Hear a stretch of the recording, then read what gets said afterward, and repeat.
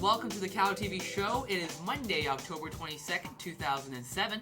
My name is Yaou. Thank you very much for joining us today. Now, we're going to start off with news of a mind-blowing revelation made just this past weekend. Dumbledore's gay! Whoa!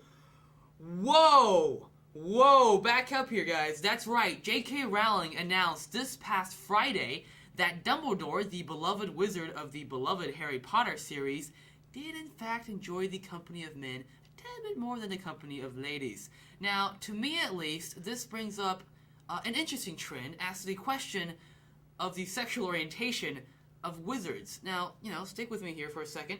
Dumbledore is gay. If Dumbledore is gay, and if Ian McKellen, the lovely British actor who played Gandalf the Grey in Lord of the Rings, is gay, then is this wizard gay?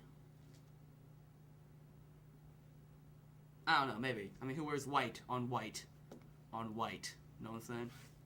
Know what I'm saying?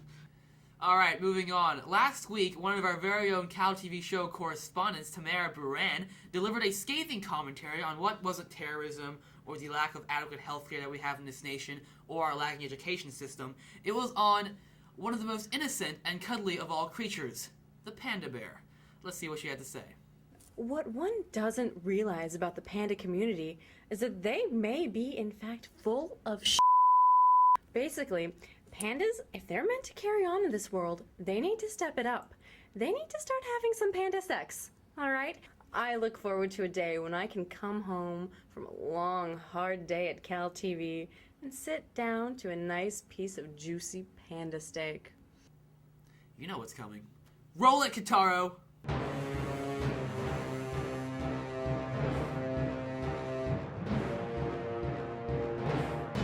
Hello, Tamara. Welcome to the Axis of Evil. Yeah, that's right. Pandas aren't just Chinese creatures, they're global creatures, okay? In a world filled with war and hunger, with apathy and incompetence, with Paris Hilton's and Britney Spears's, pandas are that uniting factor that give us humans a fighting chance at peace. To say that pandas should either get proactive or just die is a totally sick move, bro. Totally sick, alright? I'm watching you. Let's move on.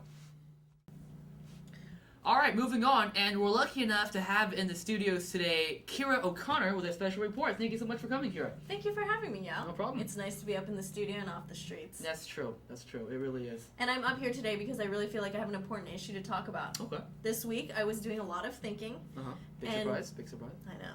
And my thoughts were inspired by CNN's Planet in Peril with Anderson Cooper. It got me thinking a lot about what Berkeley has done and contributed to society to help the environment. Right. And one of the biggest things that I think Berkeley has contributed to society and our efforts to save the environment is the vast amount of tree huggers that we produce. Oh, I mean, maybe we shouldn't call them tree huggers. Oh, no. They're tree huggers. I was walking by the stadium this weekend, and I caught a glimpse of these oak tree protesters. Right. But I'm going to go out on a limb here and state that I firmly believe that these oak tree protesters are just a bunch of homeless people. They found a bunch of on the street. They put it in a tree. Maybe when they found no. Okay. They found these oak trees on our campus, on UC Berkeley's campus. Right. They put their stuff in trees. They built some tarp tree I don't know if houses. they're okay. Have you seen them? Seriously? Okay. Okay. They lucked out that their quest for homes doubled as an environmental cause. Right. But you know what? In all honesty, if these homeless hippies were really concerned about environmental causes, they'd be up in Northern California and in Oregon protesting the lumber mills up there. Seriously. Right. But you know what? I kind of am getting the sense that you feel my argument is one-sided. So I think that we need to go to the streets, talk to the people of Berkeley, and see what they think about this issue. So we're gonna cut some interviews? Yes. That's great. Let's see that, Frank, please. Okay.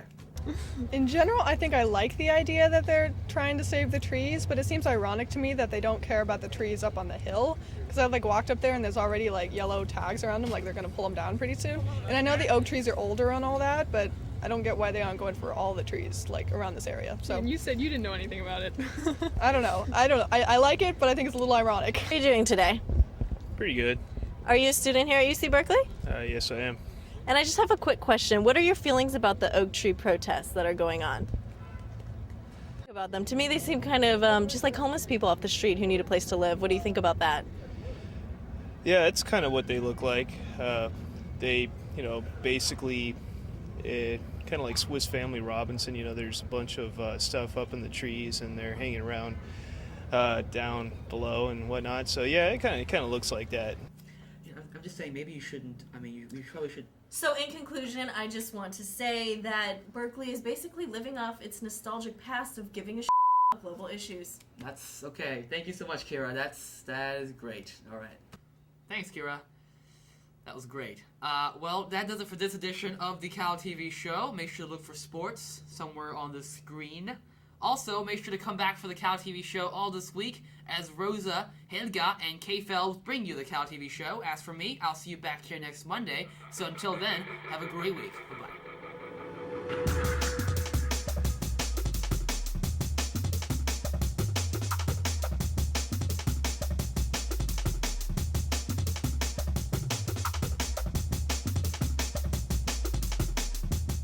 Do you get to stare at the camera now? I do. Okay, I'm done. I'm not. Oh, okay.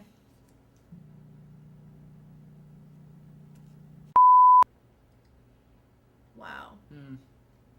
I'm pathetic. A little bit. Okay. A little bit. No way. Yeah. Mhm. Know what I'm saying? Okay. Okay. There we go. And, alright, ready? Ugh.